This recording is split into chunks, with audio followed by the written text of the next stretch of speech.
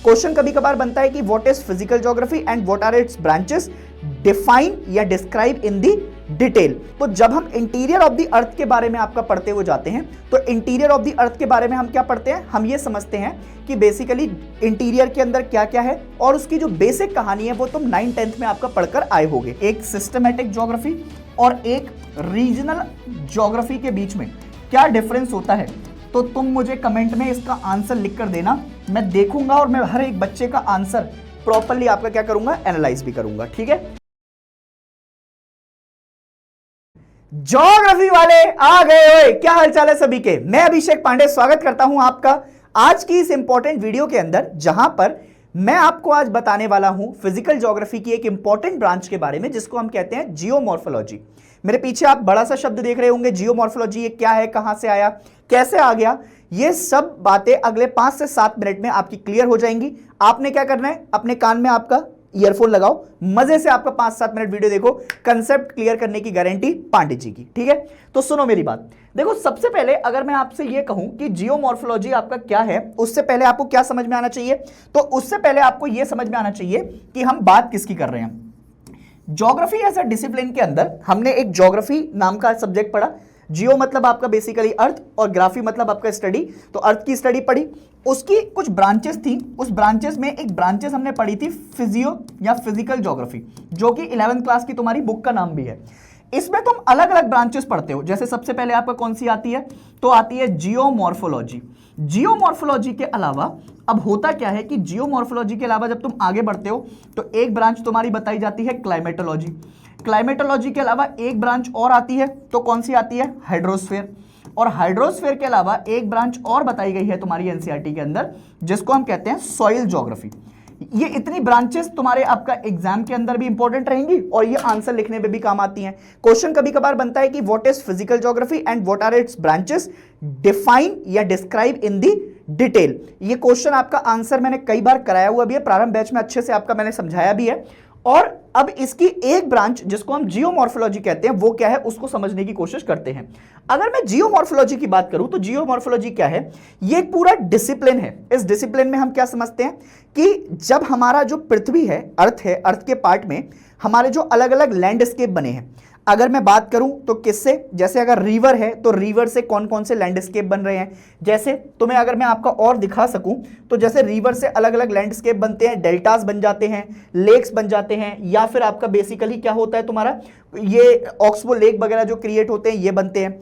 फिर विंड से आपका अलग लैंडस्केप कैसे कन्वर्ट हो रहे हैं, विंड से बनने वाले लैंडस्केप के बारे में हम जानते हैं, या लैंडफॉर्म भी कहते हैं उसको।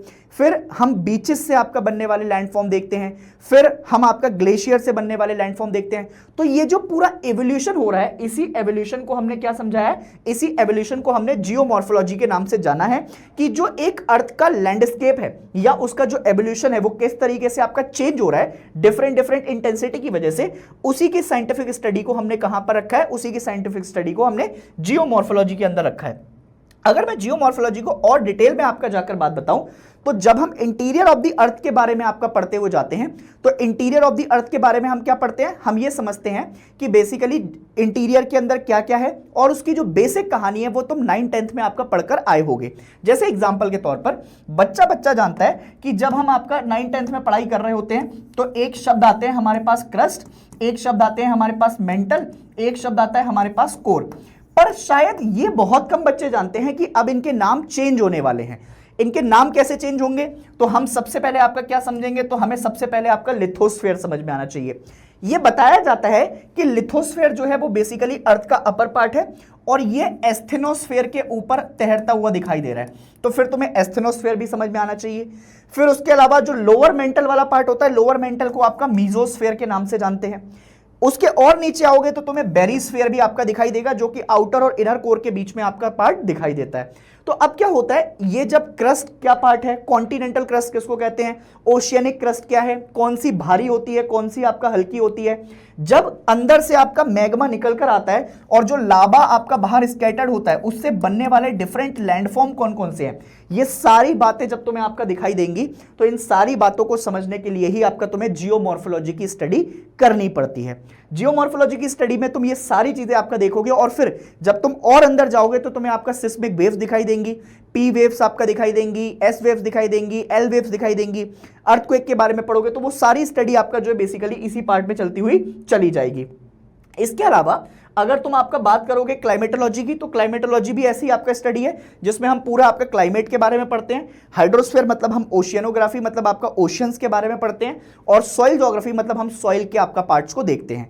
आई होप कि तुम्हें ये कंसेप्ट आपका बहुत अच्छे से समझ में आया होगा कि ज्योग्राफी कि आपका कौन कौन सी ब्रांचेस हैं, जैसे फिजिकल ज्योग्राफी हो गई, इंडियन ज्योग्राफी हो गई, ह्यूमन ज्योग्राफी हो गई, रीजनल ज्योग्राफी के अंदर हम आपका बेसिकली अलग से पढ़ते हैं, बायो जियोग्राफी वगैरह वाले कंसेप्ट आ जाते हैं।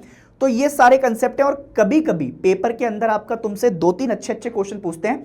कमेंट सेक्शन में मुझे लिखकर बताना कि अगर मैं तुमसे पेपर के अंदर ये पूछ लूं कि सिस्टमैटिक ज्योग्राफी, एक सिस्टमैटिक ज्योग्राफी और एक रीजनल ज्योग्राफी के बीच में क्या डिफरेंस होता है, तो तुम मुझे कमेंट में इसका आंसर लिखकर देना।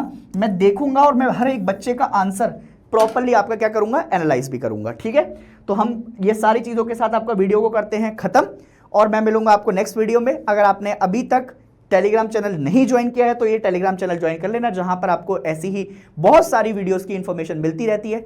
मैं मिलूंगा आपको नेक्स्ट वीडियो में, तब तक के लिए जय हिंद।